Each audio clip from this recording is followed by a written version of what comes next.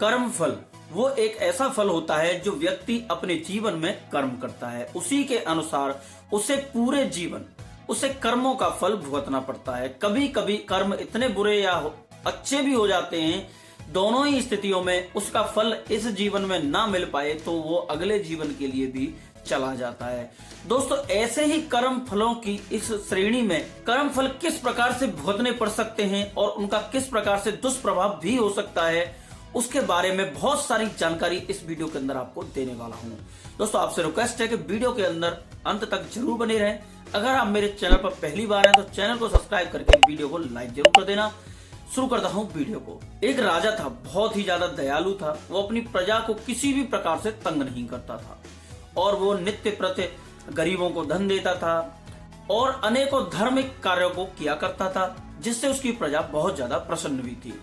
दूसरी बात, वो राजा हफ्ते में एक दिन अपनी गौशाला की खुद से सफाई किया करता था, यानी कि सप्ताह में एक दिन जाकर के गौशाला की सफाई करना, गायों को नहलाना, अनेकों प्रकार से उस गौशाला के अंदर कार्य किया करता था। ऐसे ही एक दिन वो अपनी गौशाला में गायों को नहला रहा था और वो कुछ सोच रहा था और सोच में इतना ध्यान मग्न था कि उसे इधर उधर का कुछ ध्यान न हो रहा था। उसी समय एक साधु आया और भिक्षा मांगने के लिए आवाज लगाई। राजा ने कुछ सोच विचार नहीं किया और नीचे पड़े हुए गोबर को चोथ बोलते हैं, जैसे जो गाय गोबर करती है, उस गोबर को ले जा करके उस साधु महात्मा की झोली में डाल दिया। जब तक उसे इस बात का आभास हुआ कि मैंने गोबर उस साधु की झोली में डाल दिया है, काफी समय गुजर चुका था। लेकिन उसने अपने सैनिकों को उस साधु को ढूंढने का प्रयत्न किया, भेजा, लेकिन वो साधु नहीं मिले। बहुत समय व्यतीत हो गया। राजा अपनी इसी प्रकार की क्रियाओं में व्यस्त रहा। एक दिन राजा शिकार खेलता हुआ एक जंगल में पहुंचा। बियावान जंगल था। भूख और प्यास से दुखी हो गया राजा। इधर उधर पानी की तलाश में राजा इधर उधर भटकता रहा। उसे दूर से एक कुटिया दिखाई दी, हो सकता है उसे किसी तपस्वी की हो। ये जान करके वो राजा उस कुटिया के पास गया। अंदर झांक कर देखा तो कुटिया काफी छोटी थी और उस कुटिया में एक साधु महात्मा तपस्या में लीन थे और उसी के पास में उस कुटिया के अंदर एक बहुत बड़ा गोबर का ढेर पड़ा हुआ था। तो राजा ने उनसे साधु महात्मा से पहले तो पानी की उम्मीद करी। बोला कि महात्मा पहले पानी पिला दीजिए, बहुत तेज प्यास लगी हुई है। महात्मा ने उन्हें भोजन पानी जो भी व्यवस्थाएं थी उनको कराई और उस राजा ने उस साधु महात्मा से बड़े आग्रह के साथ पूछा कि महात्मा, अगर आप बुरा न माने तो आपसे एक बात पूछूं। बोले, पूछिए राजन। बोले, ये गोबर का जो ढेर है वो आपने अपनी कुटिया के अंदर क्यों डाल रखा है?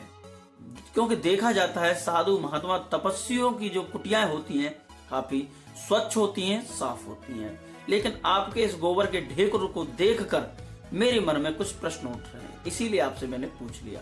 तब वो महात्मा बड़े प्रसन्नता के साथ बड़े हर्ष मुद्रा में कहने लगे कि हे राजन, ये किसी दयालु राजा की ही भेंट है जो मुझे दी थी। दिया तो थोड़ा था, ब्याज लग लग के ये काफी बड़ा ढेर हो चुका है।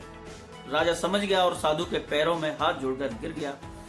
क्षमा याचना करने लगा कि प्रभु मुझे माफ करिए। उसने जो अपराध किया था उसका प्रायश्चित करने का रास्ता सोचा, पूछा, महाराज आप कोई रास्ता बताइए। तब उस साधु महात्मा ने कहा, हे राजन, अगर आप इसका प्रायश्चित करना ही चाहते हैं तो इसकी एक ही शर्त है। बोले, महात्मा बताइए क्या शर्त है? ये गोबर का ढेर आपको खा करके खत्म करना पड़ेगा। राजा सोच में पड़ गया। तो महात्मा ने कहा, या तो आप इसे जलाकर राख करके खा सकते हैं अथवा इसे एक एक दिन करके थोड़ा थोड़ा करके खा सकते हैं। राजा ने कहा कि राख करके भी संभव नहीं है और एक एक दिन खा करके भी संभव नहीं है। तब तीसरी युक्ति उस महात्मा ने बताई, आपका जो अपराध है इसको आपको बहुत से लोगों में बांटना है जिससे आपका अपराध कम हो सके। बोले, महात्मा किस प्रकार से? बोलो, ये आप खुद सोचिए, क्योंकि आपने अपराध भी खुद से किया है, तो इसको बंटवारा, जो आपने अपराध का बंटवारा किस प्रकार से करना है आप सोचिए। राजा अपने नगर में आ गया। कुछ लोगों से उसने अपने दोस्तों से बातचीत की, जो राजा के जो बचपन के मित्र थे उनसे बात की। बात करने के बाद में सभी ने अपना अपना सुझाव दिया, लेकिन राजा की समझ में कुछ नहीं आया। राजा निकल पड़ा, अपना ध्यान लगाया कि हो सकता है कि कोई ऐसा काम करूं जिसे देखने के बाद में लोगों की निगाहें मेरे ऊपर एकत्रित हो जाएं, केंद्रित हो जाएं और लोग मेरी बुराइयां शुरू कर दें, जिसके बाद में तो ये अपराध मेरा कम हो ही जाएगा। और राजा ने ठीक वैसा ही किया। राजा ने एक वैश्या को बुलाया और वैश्या को रथ पर बिठा करके वो पूरे नगर में भ्रमण के लिए निकल गया। उसने ये महीनों तक किया, क्योंकि राजा की जो प्रजा थी उसके मन में इस प्रकार का भाव आ गया उस राजा के प्रति कि कैसा बेकार राजा है, खराब राजा है, इसको इतनी भी लाज नहीं आती कि इस वैश्या को लेकर के पूरे नगर में भ्रमण कर रहा है। इस प्रकार से लोग उसके बारे में बातें करना शुरू कर दिया। जब बातें ज्यादा होने लगी तब राजा ने कुछ दिन बाद उस तपस्वी के कुटिया के पास पहुंचे। वहां पर देखा कि वो जो ढेर था वो पूरी तरह से समाप्त हो चुका है। मात्र जितना गोबर उसने उसकी झोली में डाला था वही गोबर शेष रह गया। अब राजा ने पुनः आकर के फिर दोबारा से कुछ ऐसे ही अलग जो अनीति के कार्य थे वो करना शुरू कर दिया। राजा ने फिर देखा जा करके, लेकिन वो जो ढेर में से जो बचा हुआ एक गोबर का चौथ था वो खत्म नहीं हुआ, उसमें तिल मात्र भी कम नहीं हुआ।